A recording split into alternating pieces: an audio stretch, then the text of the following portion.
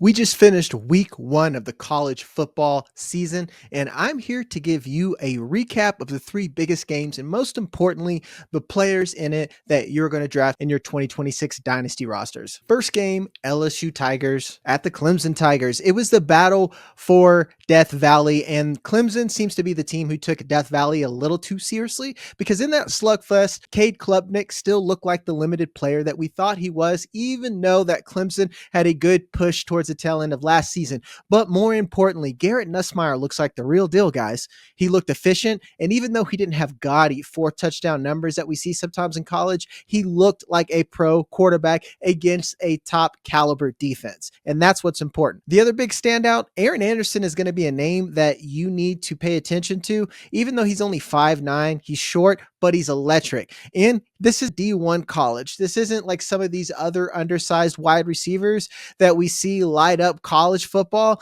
just because they're playing for a Mountain West team. This was against a legitimate defense, and he looks good. More importantly, LSU's been a wide receiver goldmine. So I'm willing to pay attention if he continues to be this electric. Then the big game, number 1 Texas against number 3 Ohio State. Folks are saying Arch Manning could be Bronny James.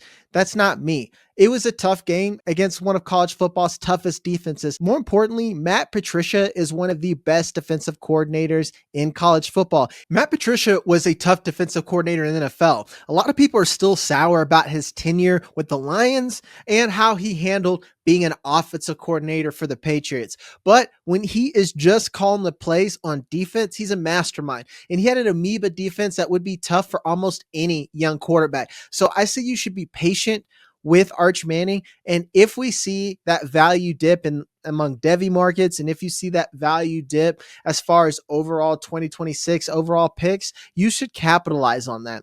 And that's something I really lay out within that article. The rest of the Texas team still struggled as well. That's what happens when your quarterback struggles. It's like a trickle-down effect. CJ Baxter, probably one of the best playmakers on this team, didn't have an electric game. Jack Andrews, the tight end, he was all right. Those are the names that you need to monitor, and don't let this box score bother you too much. On the other side of the ball, it's really just CJ Donaldson, Carnell Tate, and Max Klare for Ohio State. And really, it's just Carnell Tate. CJ Donaldson, he looked all right against a tough defense, but I want to see more before I start moving him up draft boards. Same for Max Klare. And finally, we will finish with Notre Dame Fighting Irish against the Miami Hurricanes. Notre Dame takes the L. And surprisingly, Miami looks back. And even a bigger surprise is that Carson Beck looks competent. The key is, I still don't quite buy it. I don't like the kid's off the field issues. And he did have some questionable balls that kind of look like those Brett Favre passes that could have been an interception just as easily as they were a touchdown.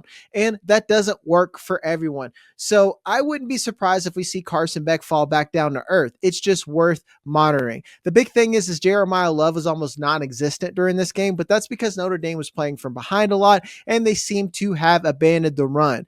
The big one and the big surprise here is Eli Raridon for Notre Dame. If as far as tight ends go, especially when we think about Notre Dame tight ends, it's worth monitoring. We've been blessed with multiple good tight end classes, and I'm curious to see if this is going to be a trend in the future. And for more details and box scores, make sure to take a look at the article below, and I'll have those detailed. Love you guys, and I'll see you next week for another recap. If you're ready to take your Dynasty team to the next level, I have the perfect deal for you. We are now offering our full bundle.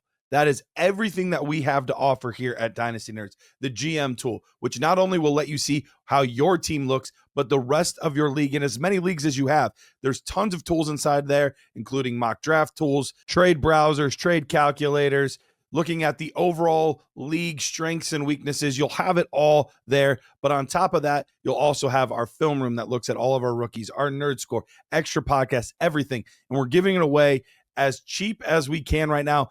Up until kickoff of the first game of the NFL season on September 4th, you'll get this for 30% off if you use YouTube30, promo code YouTube30 at checkout. Head to dynastynerds.com right now. Use promo code YouTube30 today.